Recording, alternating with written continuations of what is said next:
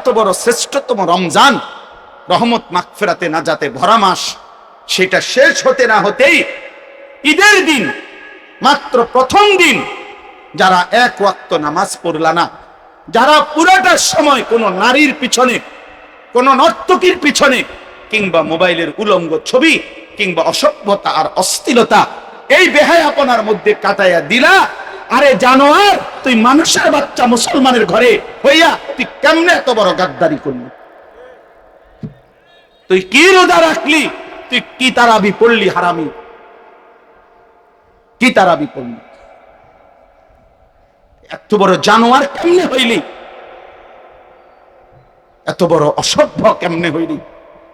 এত বড় রমজান, এত বড় শ্রেষ্ঠতম মাস, যে জীবন থেকে মাত্র গেল একটা দিনও কি একটা মানুষকে যদি কেউ তার বাবা তারে শাসন করে, সে কি বুঝি 2 ঘন্টাও অসভ্যতার থেকে ফিরবে না?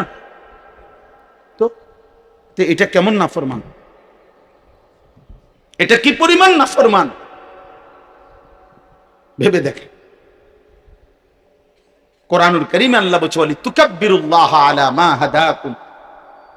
আল্লাহ তাআলা বলেন, বান্দা যেদিন রমজান পূর্ণ হবে সেদিন তোমাদের দায়িত্ব কি? সেদিন তোমাদের দায়িত্ব ঈদের ওই চাঁদ উঠলে তুমি আল্লাহ তাআলার তাকবীর, আল্লাহর বরত্ব, শ্রেষ্ঠত্ব ঘোষণা করবা। যেহেতু আল্লাহ তোমাকে হেদায়েত দিছে, যেহেতু আল্লাহ তোমারে রমজান দিছে, যেহেতু আল্লাহ তোমারে হায়াত দিছে, রমজান পালন করার জন্য তৌফিক দিছে, অতএব এই কৃতজ্ঞতায় তুমি আল্লাহর তাকবীর পড়বা, আল্লাহু আকবার, আল্লাহু আকবার, লা ইলাহা ইল্লাল্লাহু, আল্লাহু আকবার, আল্লাহু আকবার, ওয়ালিল্লাহিল হামদ। এটা ঈদের দিন পড়া সুন্নত কিনা? এই জন্যই পড়া। এটা কেন পড়ে? পরে যে অর্থ হলো যে আল্লাহ আমারে একটা মাস হায়াত দিছে, আমারে রমজান দিছে, আমারে রহমতের মাস দিছে, মাগফিরাতের মাস দিছে, নাজাতের মাস আমারে দিছে, আমারে মৃত্যু দেয় নাই, আমারে সবে কদর আল্লাহ তাআলা দিছেন, আমারে আল্লাহ তাআলা রমজানের মতো মাসটা হায়াতে বাঁচাইয়া রাইখা আমারে কবরে নেয় নাই। এই কারণে আল্লাহর শ্রেষ্ঠত্ব, বরত্ব বর্ণনা করার কথা ছিল ঈদের দিনে, অথচ অসভ্যরা, এই হাইওয়ান জানোয়াররা আপনার নিজের মতো করে আল্লাহর দেওয়া ঈদ, রাসূলের দেওয়া ঈদ, সেটাকে নিজের মতো করে গান, বাদ্য, ডেকসেট, নিজেদের মেয়েদেরকে বেপর্দা, নিজেদের ছেলেদেরকে অসভ্যতায় ছেড়ে দিলেন। এজন্য বাস আমি পরিষ্কার বললাম, যেই সমস্ত বাবা মা জীবিত থাকার পরেও ঈদের দিনে আপনাদের যাদের ছেলে মেয়ে নামাজও পড়লো না, আর এই বেহায়া আর বেপর্দা হয়ে ঘোরাফেরা করলো, নাচলো, গাইলো, ফুর্তি করলো, মনে রাখেন ওই মা বাপও অসভ্য, ওই সন্তানও অসভ্য। আমার ভাই, আমার ছেলেরা শুনো, প্রথম চাঁদ যেদিন উঠে, রমজানের চাঁদ, সেদিন আমি মদিনা শরীফ ছিলাম, রাসূলুল্লাহ সাল্লাল্লাহু আলাইহি ওয়াসাল্লামের রওজায়ে আতহারের সামনে ছিলাম বসা। ওই দিন মদিনায় থাকাকালীন আমি, ওই সময় চাঁদ উঠছে, তো মাগরিবের সময় চাঁদ উঠছে, সন্ধ্যায় মাগরিবের নামাজের পরেই জানাজার এলান হইছে, জানাজার ঘোষণা হইছে। মক্কা মদিনায় প্রত্যেক ওয়াক্তেই জানাজা হয়। তো আমার শায়েখ আল্লামা মুফতি মুশতাকুন নবী সাহেব হুজুর আমার পাশে, একসাথে ছিলাম আমরা। হুজুর আমার হাতে ধরে বলল, মাওলানা একটা জিনিস ভেবে দেখেন, এই এখন যেই মানুষগুলোর জানাজা হবে, এরাও গোটা 2 মাস গত রমজানের জন্য দোয়া করছিল, কিন্তু আজ চাঁদ তো উঠলো, কিন্তু এরা তো কবরে চলে গেল, এরা তো কবরে চলে গেল। যেদিন আমরা ইতিকাফ শেষ করি সুদর্ণপুর, আমার শায়েখের সাথে আল্লামা মুফতি মুশতাকুন নবী সাহেব, ওনার সাথে আমরা ইতিকাফ করি আজকে অনেক বছর, প্রায় 1100 সাথী। এই বছরও আমরা এক মসজিদে ইতিকাফ করছি, 1100 লোক, বুঝে ধরে এমনি 1100 মানুষ 5 তলা মসজিদে ইতিকাফ করছি সব। তো এই গত বছর আমাদের সাথে ইতিকাফ করছিল এক লোক, আপনার এই বছর অসুস্থ ছিলেন। এই চাচা একবার মাদ্রাসার সাথে বাড়ি, উনি এই যেদিন চাঁদ ওঠে এই দিন আসরের নামাজের পরে ইফতারের অল্প কিছুক্ষণ আগে উনি ইন্তেকাল করছেন।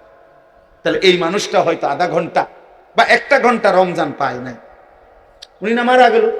তাহলে এইভাবে কত মানুষ পুরাটা রমজানে কবরে গেছে কিনা বলেন? তা আমি তো বাঁচলাম, তুমি তো বাঁচলাম, জোয়ান ভাই তুমিও তো বাঁচলাম, বাবা আপনিও তো বাঁচলেন। তাহলে আল্লাহ যে আমারে হায়াত দিলেন, আল্লাহ যে আমারে পুরাটা মাস বাঁচাইয়া রাখলেন, এটার শুকর আদায় করা উচিত না?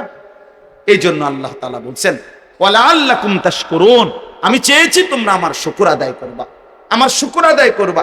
অতএব আজকে ঈদ পরবর্তী সবার কাছে আমার এটা কথা, প্রিয় নওজোয়ান আমার কিশোর ছেলেরা, বাবা জিন্দেগি নষ্ট করো না বাপ। আল্লাহর সাথে অবাধ্যতা, ধারাবাহিক নাফরমানি একদিন তোমারে কষ্ট দিবে, তুমি কিংবা তোমার বংশধর, তুমি কিংবা তোমার বংশধর। দেওয়া এত বড় শ্রেষ্ঠতম রমজান, রহমত মাগফিরাতে নাজাতে ভরা মাস, সেটা শেষ হতে না হতেই ঈদের দিন মাত্র প্রথম দিন যারা এক ওয়াক্ত নামাজ পড়লা না, যারা পুরাটা সময় কোনো নারীর পিছনে, কোন নর্তকীর পিছনে, কিংবা মোবাইলের উলঙ্গ ছবি, কিংবা অসভ্যতা আর অশ্লীলতা এই বেহায়াপনার মধ্যে কাটাইয়া দিলা, আরে জানোয়ার, তুই মানুষের বাচ্চা মুসলমানের ঘরে হইয়া তুই কেমনে এত বড় গাদ্দারি করলি? তুই কি রোজা রাখলি? তুই কি তারাবি পড়লি? হারামি, কি তারাবি পড়লি? এত বড় জানোয়ার কেমনে হইলি? এত বড় অসভ্য কেমনে হইলি? এত বড় রমজান, এত বড় শ্রেষ্ঠতম মাস যে জীবন থেকে মাত্র গেল, একটা দিনও কি একটা মানুষকে যদি কেউ তার বাবা তারে শাসন করে, সে কি বুঝি 2 ঘন্টাও অসভ্যতার থেকে ফিরবে না? তো এটা কেমন নাফরমান? এটা কি পরিমাণ নাফরমান ভেবে দেখে। কোরআনুল কারীমে আল্লাহ বলেন তুকাব্বিরুল্লাহ আলা মা হাদাকুম, আল্লাহ তাআলা বলেন বান্দা যেদিন রমজান পূর্ণ হবে সেদিন তোমাদের দায়িত্ব কি? সেদিন তোমাদের দায়িত্ব ঈদের ওই চাঁদ উঠলে তুমি আল্লাহ তাআলার তাকবীর, আল্লাহর বরত্ব, শ্রেষ্ঠত্ব ঘোষণা করবা। যেহেতু আল্লাহ তোমাকে হেদায়েত দিছে, যেহেতু আল্লাহ তোমারে রমজান দিছে, যেহেতু আল্লাহ তোমারে হায়াত দিছে, রমজান পালন করার জন্য তৌফিক দিছে, অতএব এই কৃতজ্ঞতায় তুমি আল্লাহর তাকবীর পড়বা, আল্লাহু আকবার, আল্লাহু আকবার, লা ইলাহা ইল্লাল্লাহু, আল্লাহু আকবার, আল্লাহু আকবার, ওয়ালিল্লাহিল হামদ। এটা ঈদের দিন পড়া সুন্নাত কিনা? এই জন্যই পড়া। এটা কেন পড়ে? পরে যে অর্থ হলো যে আল্লাহ আমারে একটা মাস হায়াত দিছে, আমারে রমজান দিছে, আমারে রহমতের মাস দিছে, মাগফিরাতের মাস দিছে, নাজাতের মাস আমারে দিছে, আমারে মৃত্যু দেয় নাই, আমারে সবে কদর আল্লাহ তাআলা দিছেন, আমারে আল্লাহ তাআলা রমজানের মতো মাসটা হায়াতে বাঁচাইয়া রাইখা আমারে কবরে নেয় নাই। এই কারণে আল্লাহর শ্রেষ্ঠত্ব, বরত্ব বর্ণনা করার কথা ছিল ঈদের দিনে, অথচ অসভ্যরা, এই হাইওয়ান জানোয়াররা আপনার নিজের মতো করে আল্লাহর দেওয়া ঈদ, রাসূলের দেওয়া ঈদ, সেটাকে নিজের মতো করে গান বাদ্য ডেকসেট, নিজেদের মেয়েদেরকে বেপর্দা, নিজেদের ছেলেদেরকে অসভ্যতায় ছেড়ে দিলেন। এজন্য বাপ আমি পরিষ্কার বললাম, যেই সমস্ত বাবা মা জীবিত থাকার পরেও ঈদের দিনে আপনাদের যাদের ছেলে মেয়ে নামাজও পড়লো না, আর এই বেহায়া আর বেপর্দা হয়ে ঘোরাফেরা করলো, নাচলো, গাইলো, ফুর্তি করলো, মনে রাখেন ওই মা বাপও অসভ্য, ওই সন্তানও অসভ্য বেটা, দুইটাই অসভ্য বেটা, দুইটাই অসভ্য। তুই বাপও অসভ্য, সন্তানও অসভ্য বেটা। বাপার কলিজাও আখেরাত নাই, সন্তানের কলিজাতেও আখেরাত নাই, দুইটাই ফালতু, দুইটাই অপদার্থ। নাহলে মুসলমানের বাপ বাইচা থাকতে আজকে মাত্র রমজান গেল, হায় হায় হায়, আজকেই আবার অসভ্যতা। কি করলা বাপ, কি করলা? কেমনে হইল এটা? কিভাবে সম্ভব এটা? আপনাদের যাদের মেয়েরা বেপর্দা হাঁটলো বা হাঁটতেছে, এখনো ঈদ পালন করে, অসভ্যতা ঈদ হয় কেন? বুঝি একটা মেয়ে বেপর্দা হাঁটা এটা ঈদ? কথা বলেন না কেন? তুমি মোবাইলে উলঙ্গ ছবি দেখলা, এটা বুঝি ঈদ? তুমি বুঝি নর্তকীর পিছনে ঘুরলা, এটা বুঝি ঈদ? গুনাহ কেমনে ঈদ হয়? আল্লাহর নাফরমানি ঈদ হয় কিভাবে? বলো ভাব, নাফরমানি ঈদ হয় কেমনে? মদ কেমনে ঈদ হয়? জুয়া কেমনে ঈদ হয়? নাচ গান কিভাবে ঈদ হয়? অশ্লীল ছবি ঈদ হবে কেন? অসভ্য নারী ঈদ হবে কেন? বেহায়া নারীর ঘোরাফেরা এটা ঈদ হবে কেন? ব্যাকসেট ঈদ হবে কেন?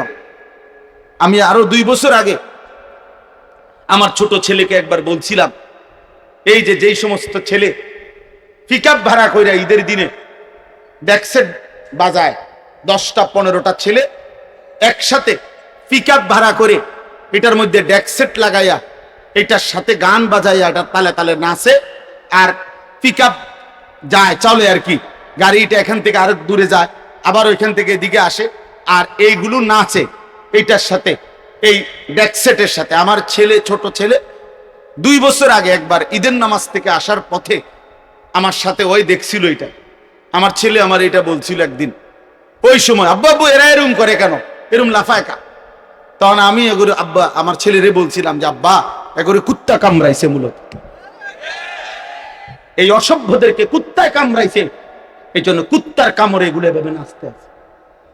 এই জন্য তোদেরকে কুত্তায় কামড়াইছিল, যারা ঈদের দিনে আল্লাহর দেওয়া এত বড় ইবাদত, আল্লাহর দেওয়া যেদিনে তোমরা নাচলা, গাইলা, অসভ্যতা করলা, নোংরামি করলা।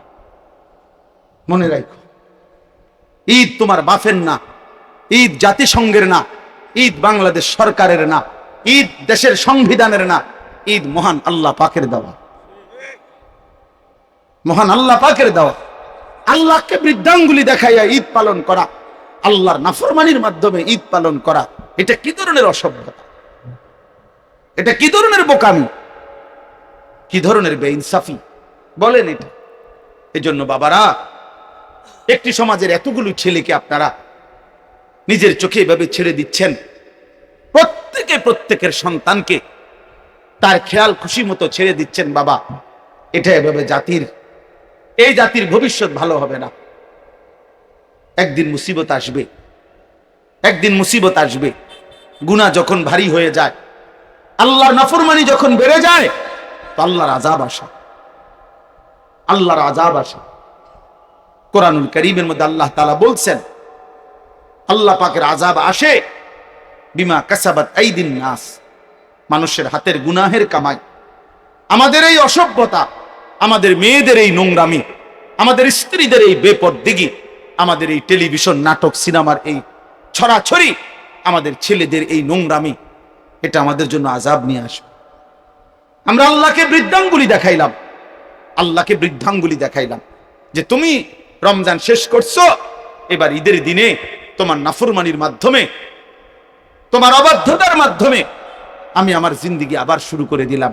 অথচ কোরআন বলছে লাআল্লাকুম তাত্তাকুন, রমজানের মাধ্যমে মুত্তাকি হবে, অথচ সে রমজান শেষ হতেই পুরা দামে আবার আগের মতো নাফরমান। মদখোর আবার আগের মতো মদখোর, সুদখোর আগের মতোই সুদখোর, হারামখোর আগের মতোই হারামখোর, দাড়ি কাটুন না আগের মতোই দাড়ি কাটেন। যার যেটা যেমনে আছে, মিছা কথা কয় তো মিথ্যা কথাই বলে, নাটক সিনেমা দেখে তো নাটক সিনেমাই দেখে, অসভ্যতা অসভ্যই, বেপর্দা নারী তো বেপর্দাই। তো এই রমজান কার পরিবর্তন করলো? রমজানের ফায়দাটা কি হলো? তো আরে তো এই ওষুধটি কি লেগে খাইলাম, কেন ইফতার করলাম, কেন সাহারি খাইলাম, কেন তারাবি পড়লাম, কেন রোজা রাখলাম, কেন সবে কদরের দোয়া করলাম, কেন ইতিকাফ করলাম? তো এগুলো কেন, এগুলো কেন? যে যেমন যদি আমরা আগের মতোই থাকি, তাইলে বাবা, তাইলে বাপ, তো এই রমজান কি হলো আমাদের? এই জন্য দোস্ত, একজন ছেলে হইল ভাইব, একজনই, আমি সংখ্যায়, অনেক সংখ্যা আমার মূল বিষয় না, একজনই, কোন একজন ছেলে, একজন বাবা, একজন মা, একজন বোনের কলিজাতেও যদি এটা বুঝে আসে যে না, আমার এটা ঠিক হয় নাই, আমি এটা অন্যায় করছি, তাহলে তওবা করা উচিত। এই শেষ কথাটা হলো, আল্লাহ বলছে লাআল্লাকুম তাশকুরুন, আল্লাহ বলছে আমি চেয়েছি বান্দা এই রমজানের মাধ্যমে তুমি আমার শুকর আদায় করবা, তোমার ভিতরে এই বুঝ আসবে যে আল্লাহ আমারে এত বড় শ্রেষ্ঠতম মাস দিছে, রহমত মাগফিরাত নাজাতের সুযোগ দিছে, আমারে আল্লাহ 70 গুণ নেকি দিছে, কত মানুষকে আল্লাহ কবরে নিছে, আমারে আল্লাহ তাআলা মৃত্যু দেয় নাই বরং হায়াত দিছে। কাজেই আমি বাকিটা জীবন আমার আল্লাহর শুকর আদায় করে আমার আল্লাহর বন্দিগিতেই লেগে থাকবো। এই এই বুঝ এটা যেন আসে, এটা যেন আসে যে মানুষ বলে যে আপনি আমার আজকে 15 দিন আপনি আমার সাথে থাইকা আমার এই বিপদের মুহূর্তে আপনি আমার যে সহযোগিতাটা করছেন ভাই, আমি আপনার প্রতি চিরকৃতজ্ঞ থাকব। তো আল্লাহ তাআলা যেন আমাকে রমজান দিলেন রহমত মাগফিরাত নাজাতের শ্রেষ্ঠতম মাস দিয়ে, আমারে কবরে নেন নাই, হায়াত দিছেন, বাঁচিয়ে রাখছেন। তো আমি যেন আল্লাহকে বললাম, আল্লাহ এখন থেকে নিয়ে বাকিটা হায়াত আমি আপনার প্রতি কৃতজ্ঞ থাকব। আপনি আমারে তৌফিক দিছেন। আমার ভাই, আমার ছেলেরা শোনো, প্রথম চাঁদ যেদিন উঠে, রমজানের চাঁদ, সেদিন আমি মদিনা শরীফ ছিলাম, রাসূলুল্লাহ সাল্লাল্লাহু আলাইহি ওয়াসাল্লামের রওজায়ে আতহারের সামনে ছিলাম বসা। ওই দিন মদিনায় থাকাকালীন আমি ওই সময় চাঁদ উঠছে। তো মাগরিবের সময় চাঁদ উঠছে, সন্ধ্যায় মাগরিবের নামাজের পরেই জানাজার এলান হইছে, জানাজার ঘোষণা হইছে। মক্কা মদিনায় প্রত্যেক ওয়াক্তেই জানাজা হয়। তো আমার শায়েখ আল্লামা মুফতি মুশতাকুন নবী সাহেব হুজুর আমার পাশে একসাথে ছিলাম আমরা। হুজুর আমার হাতে ধরে বলল, মাওলানা একটা জিনিস ভেবে দেখেন, এই এখন যেই মানুষগুলোর জানাজা হবে এরাও গোটা 2 মাস গত রমজানের জন্য দোয়া করছিল, কিন্তু আজ চাঁদ তো উঠলো, কিন্তু এরা তো কবরে চলে গেল, এরা তো কবরে চলে গেল। যেদিন আমরা ইতিকাফ শেষ করি সুদর্ণপুর আমার শায়েখের সাথে, আল্লামা মুফতি মুশতাকুন নবী সাহেব, ওনার সাথে আমরা ইতিকাফ করি আজকে অনেক বছর, প্রায় 1100 সাথী। এই বছরও আমরা এক মসজিদে ইতিকাফ করছি, 1100 লোক, বুঝে ধরে এমনি 1100 মানুষ 5 তলা মসজিদে ইতিকাফ করছি সব। তো এই গত বছর আমাদের সাথে ইতিকাফ করছিল এক লোক, আপনার এই বছর অসুস্থ ছিলেন। এই চাচা একবার মাদ্রাসার সাথে বাড়ি, উনি এই যেদিন চাঁদ ওঠে এই দিন আসরের নামাজের পরে ইফতারের অল্প কিছুক্ষণ আগে উনি ইন্তেকাল করছেন। তাহলে এই মানুষটা হয়তো আধা ঘন্টা বা 1 ঘন্টা রমজান পায় নাই, উনি না মারা গেল। তাহলে এইভাবে কত মানুষ পুরাটা রমজানে কবরে গেছে কিনা বলেন? তা আমি তো বাঁচলাম, তুমি তো বাঁচলাম, জোয়ান ভাই তুমিও তো বাঁচলাম, বাবা আপনিও তো বাঁচলেন। তাহলে আল্লাহ যে আমারে হায়াত দিলেন, আল্লাহ যে আমারে পুরাটা মাস বাঁচাইয়া রাখলেন, এটার শুকর আদায় করা উচিত না? এই জন্য আল্লাহ তাআলা বলছেন, ওয়ালাআল্লাকুম তাশকুরুন, আমি চেয়েছি তোমরা আমার শুকর আদায় করবা, আমার শুকর আদায় করবা। অতএব আজকে ঈদ পরবর্তী সবার কাছে আমার এটা কথা, প্রিয় নওজোয়ান, আমার কিশোর ছেলেরা, বাবা জিন্দেগি নষ্ট করো না বাপ। আল্লাহর সাথে অবাধ্যতা, ধারাবাহিক নাফরমানি একদিন তোমারে কষ্ট দিবে, তুমি কিংবা তোমার বংশধর, তুমি কিংবা তোমার বংশধর। আজকেও পত্রিকায় উঠছে, আজকেও খবরে আসছে, ফিলিস্তিনের গাজাতে ইসরায়েলের ওই ইহুদি কুত্তারা এই পরিমাণ মিসাইল গ্রেনেড হামলা করতেছে যে আজকে ছবি দিছে পত্রিকায় যে লাশ, মানুষের লাশ বোমার আঘাতে বিল্ডিং এর উপরে ধোঁয়ার সাথে লাশ পর্যন্ত উঠতেছে, লাশ ছিন্ন ভিন্ন টুকরো, মুমিনের লাশ, মুসলমানের শরীর বোমার আঘাতে ছিন্ন ভিন্ন হয়ে আকাশে উপরে উঠতেছে। এই পরিমাণ নৃশংস হামলা, এই পরিমাণ সারা পৃথিবীর কোন সভ্যতা, ভদ্রতা, মানবতার কোনো কিছু এই কুত্তাদের কাছে নাই।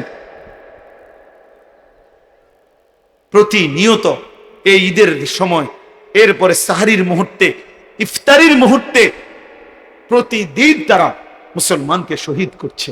এটা পৃথিবীতে হচ্ছে ভাইয়া, এটা পৃথিবীতে হচ্ছে। এটা গল্প না, এটা রূপকথা না, এটা প্রাচীন কোনো ইতিহাস না, এটা এই মুহূর্তের, এই ঘন্টার ঘটনা। এমন মুসিবত, এমন বিপদ যদি তোমার উপরে হয়, আমার উপরে হয়, ভেবে দেখো ভাইয়া। এই পৃথিবীর, এই জন্য আমরা ভাবা উচিত, আমরা মুসলমান, আমাদের আল্লাহর সাথে যদি আমরা সম্পর্ক না বাড়াই, আমাদের আখিরাতের সম্পর্ক যদি আমরা না বাড়াই, আমাদের আল্লাহর নাফরমানি যদি আমরা না ছাড়ি, তো আমাদের মুসিবত আসবে, আমাদের উপরে আযাব আসবে, আমাদের উপরে বিপদ আসবে। এই জন্য আমি অনুরোধ করছি, আল্লাহ তাআলা আমাদের প্রত্যেককে কবুল করেন, আজকের এই মাহফিলকেও আল্লাহ তাআলা কবুল করেন, কিশোর নওজোয়ানকে আল্লাহ গুনাহ থেকে বেঁচে মোবাইলের অসভ্যতা অস্থিরতা থেকে বেঁচে 5 ওয়াক্ত নামাজ পড়ার তৌফিক দান করেন, আমিন। ওলামা এবং যুব সমাজের আজকের এই সম্মেলন আল্লাহ তাআলা ভরপুর কবুল করে নেন। সুবহানাল্লাহি ওয়া বিহামদিহি, সুবহানাকাল্লাহুম্মা